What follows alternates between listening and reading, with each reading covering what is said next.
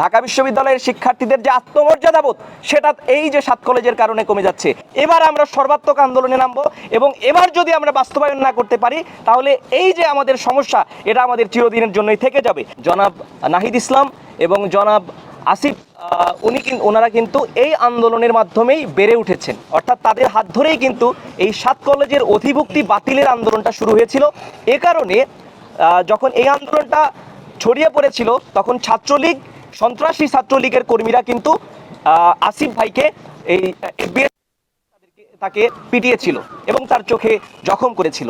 So এই 7 college Dhaka বিশ্ববিদ্যালয়ের জন্য ফ্যাসিবাদী হাসিনার একটা উপহার ছিল।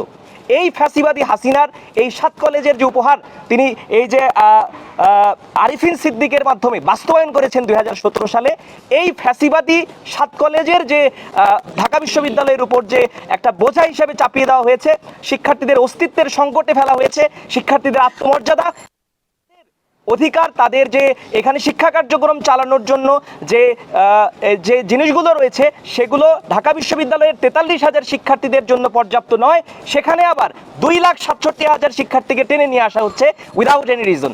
সো এই যে এক ধরনের বৈষম্য ঢাকা বিশ্ববিদ্যালয়ের শিক্ষার্থীদের সাথে করা হচ্ছে দীর্ঘদিন ধরে, এর বিরুদ্ধে এবার আমরা সর্বাত্মক আন্দোলনে নামবো এবং এবার যদি আমরা বাস্তবায়ন না করতে পারি তাহলে এই যে আমাদের সমস্যা এটা আমাদের চিরদিনের জন্যই থেকে যাবে।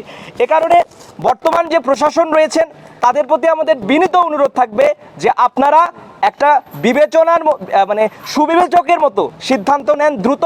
যদি না নিতে পারেন তাহলে ঢাকা বিশ্ববিদ্যালয়ের শিক্ষার্থীরা সর্বাত্মক আন্দোলনে যাবে এবং আমরা হুঁশিয়ারি দিয়ে বলতে চাই 2024-25 শিক্ষাবর্ষে যদি ঢাকা বিশ্ববিদ্যালয় আবার পুনরায় 7 কলেজের শিক্ষার্থী ভর্তি নেয়, অর্থাৎ তারা অধিভুক্তি বহাল রাখে 2024-25 শিক্ষাবর্ষের ক্ষেত্রে, তাহলে এই প্রশাসনকে কঠোর জবাবদিহিতার আওতায় আনা হবে এবং আমরা ইনশাআল্লাহ খুব দ্রুতই আমরা আমাদের মাঠের কর্মসূচি ঘোষণা করব।